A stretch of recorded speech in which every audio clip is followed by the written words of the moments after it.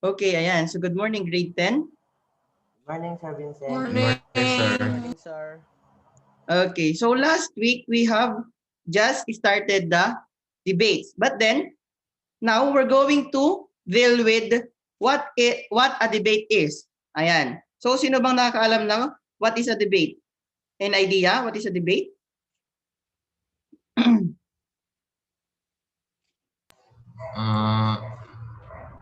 Ano? Ano? Defending your opinion. Depending your opinion, yes. What else? So later on, we're going to discuss kung ano nga ba talaga ang purpose ng debate. Ayan. Any more guests? What is a debate?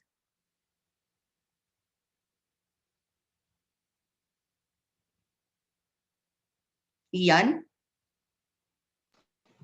Sir, ako meron. Okay, what is that, Cyrus? Arguing about one subject. Arguing with one subject or one topic, that's right. What else? Oh, yan, Ian, your turn. How about Clark? Hindi nagsasalita si Clark. Discussion of something, tama? What else, Clark? What is your idea on what a debate is?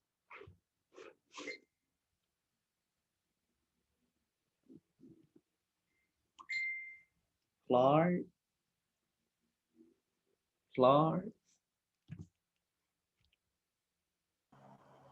Sir, Ano? ano po yung question? Hindi ko po maintindihan. Ano ba yan? What, in your own words, what is a debate? I-debate. Yes, debate.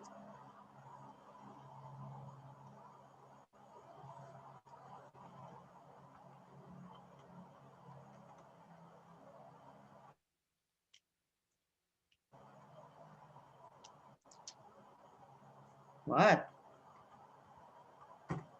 Ayan, ano? Pass muna ako, sir. Ay, nako. Pas na naman. Okay, so let's discuss what is a debate. So, many of you knows what a debate is. Ayan. So, iba-iba yan. So, speakers are not born, they are made. So, yung mga greatest or mga, what do you call this one? Great speakers natin. Do you know who are, or do you know some of them? Yung mga great speakers natin? Do you know Bo Sanchez? Harry Roque. Harry Roque? Pwede. Speaker of the House. Sige. Okay. Who else? Ayan. Do you know Nick Vujicic? Basta yung walang kamay, walang paa, na great na na great speaker siya. At the same time, meron din tayong yung sinabi ko kanina, si Bo Sanchez. So, ayan. Oops, naglag. Wag magchat-chat. GBL speaker. Iba yon. Okay. Ayan. So, what is a debate? So, a debate has its topic. So, kung meron kang topic na ganyan, meron kang pwedeng gawing debate. So, any kind of topic can be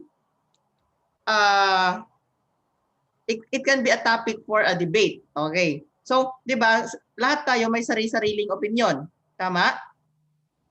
So, pwedeng maganda sa'yo, pangit sa kanya, something like that. So, ayan. What is a debate? A debate or debating is a more formal way of communicating. Ayan. So, debate is a method of interactive and representational argument. So, ibig sabihin, parang you are being interactive with each other and you are presenting an argument. Ayan. So, pag sinabing argument, parang, anong argument? Sa Tagalog, ano ba siya? Away. Parang, yeah, something like away. Ayan. Para siyang away. Ayan. So, debate is a series of lectures for and against. Ibig sabihin, favor ka, yung isa, not favor.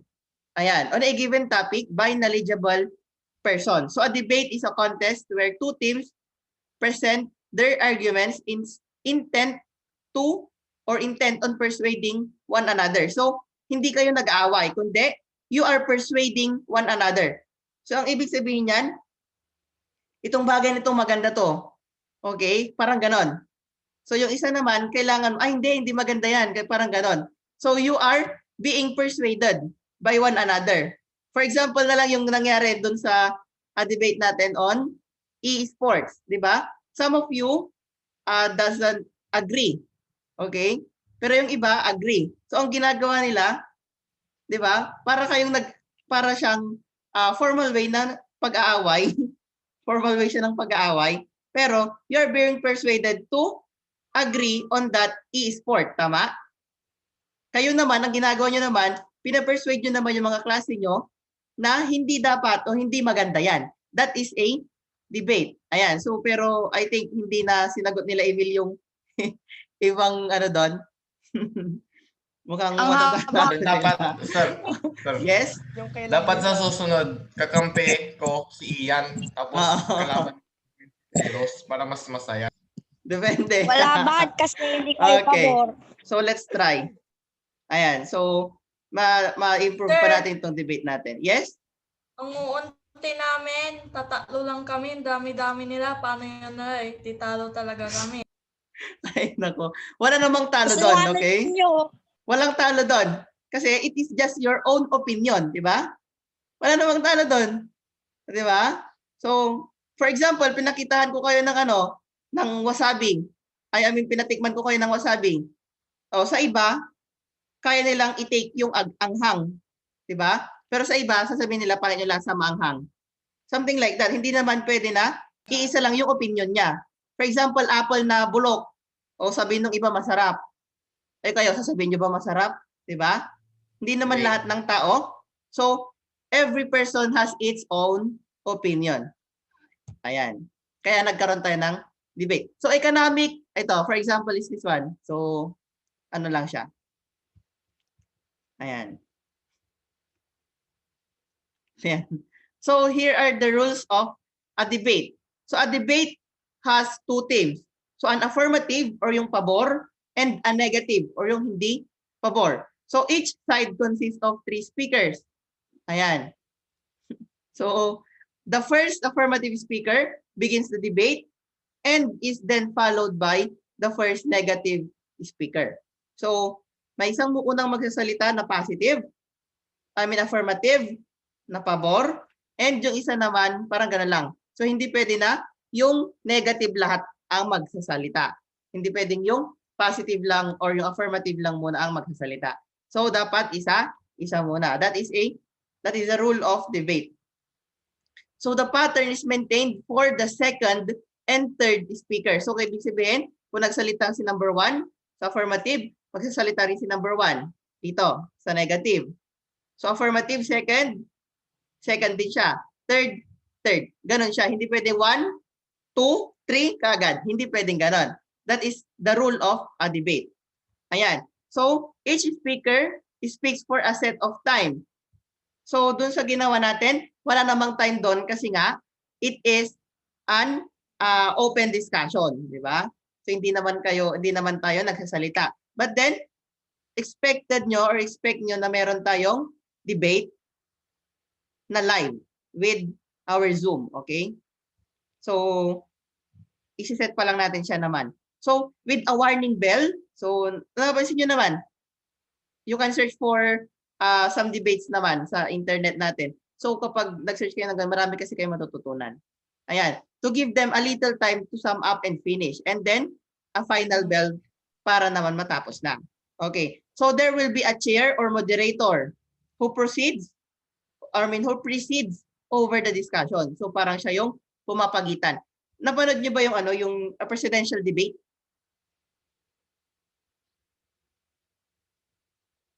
Are you still there?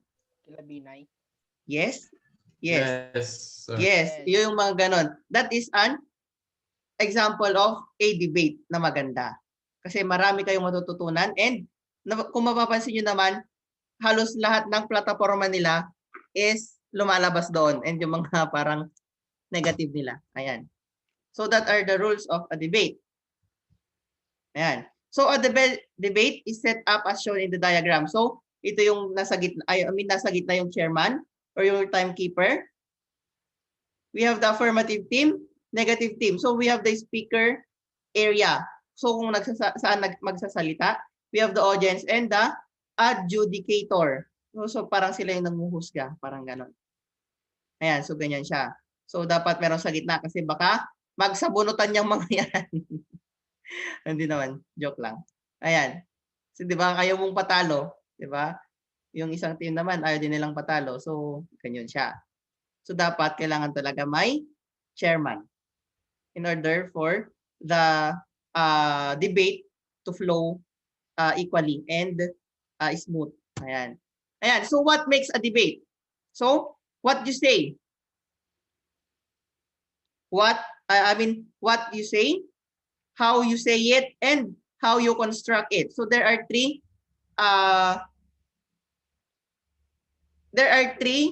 ang tawag dito? Categories. Ayan, of a debate. Hindi siya categories eh, parang nasa dulo ng dila ko pero hindi ko man siya masabi. Ayan. So matter, manner, and method. So 3 M's. So matter. So ano ba yung mga pinagsasabi mo? Maganda ba yung pagkakasabi mo? And maganda ba yung pagkakakonstruct mo? That is how a debate works. Okay? Next ko ba to? Ayan. So, manner, confident ka ba? Yung voice mo, modulated ba sa pagkakasabi mo? Yung gestures ng kamay mo, maganda ba? Okay? So, we also have the matter. Yung knowledge ba sinabi mo, good talaga siya? Totoo ba siya? Nakakapag-persuade ba siya? And rebuttal ba siya? Method, organized ba yung material? Proper fulfillment of speaker roles? Signposting and time management. So, madami ka nang sinabi, paikot-ikot lang pala, di ba? So, that is the three, that makes the 3 speakers. Ayan. So, characteristics of debate. So, it can be easily organized at short notice. So, pwede ka agad-agad. Kung merong topic ang naisip, pwede ko agad bato sa inyo. Pwedeng ganon. And it can be also easily organized at short notice. It helps to attract the attention of audience and hold it to the end. Topics with reference to felt needs may be identified so as to enthuse the audience throughout the debate. Audience are instigated to think seriously and analyze by the proceeding of the debate. So, kung may nasabi kayo na okay, pwede nilang pag-isipan yun, di ba? For example, kung may nasabi ako na debate, and then mapapaisip kayo.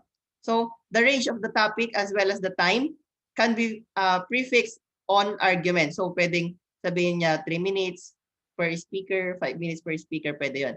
It enables the participants to have a complete and unreserved expressions of their ideas. So, walang away, pero may away. Ganon. Parang ganon siya. May away, pero walang away.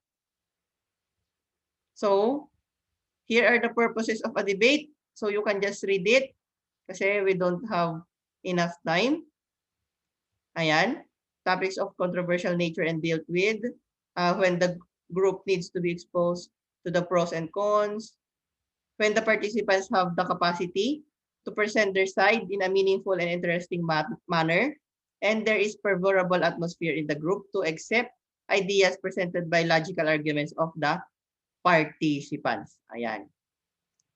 So those are the purposes of a debate. And we also have the good debate result. So it cultivates leadership skills, consolidates investigation and analysis skills, trains critical or listening and thinking skills. Kasi nga, di ba, kailangan mong sagutin. Okay? enriches open-mindedness. Ayan, so maraming kabutihan na nidulot ang isang debate. Equips with better organization and speaker skills and builds self-confidence. And last one is boost teamwork and cooperation ability. Kasi nga kailangan yung mag-usap-usap na grupo para ma-defend nyo yung sagot ninyo. Ayan. So, that's all. There's no need for ito, cautions. Ayan. So, the range of the subject should not be out of the purview and the interest of the group. Emotional debate may become highly antagonistic and lead to conflict between groups. So, walang samaan ng loob. Okay? So, debate lang siya. That is your own opinion. Ganon siya dapat. So, motive to win a debate by lead to distortion of information leading to ignoring the primary need of the audience. So, ang kailangan nyo i-persuade dito is the audience, not your own selves or yung kalaban nyo. Ganon siya. The moderator and participants should be knowledgeable and should not be over-enthusiastic and carried away by emotion. So, walang away-away, walang emotion na kabilang doon. Only your knowledge and your manner. Ayan. So, may tanong ba? Wala po. Wala ka agad?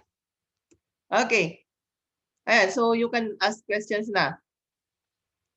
Maybe next week we're going to have that open debate ulit. But then I need you to participate kasi nga kailangan kasama or you should express your own idea. Okay? So Ian, are you still there? Next week, sir. Yes, next week. Opo. And by the way, important announcement. So meron pa kayong mga uniforms, right?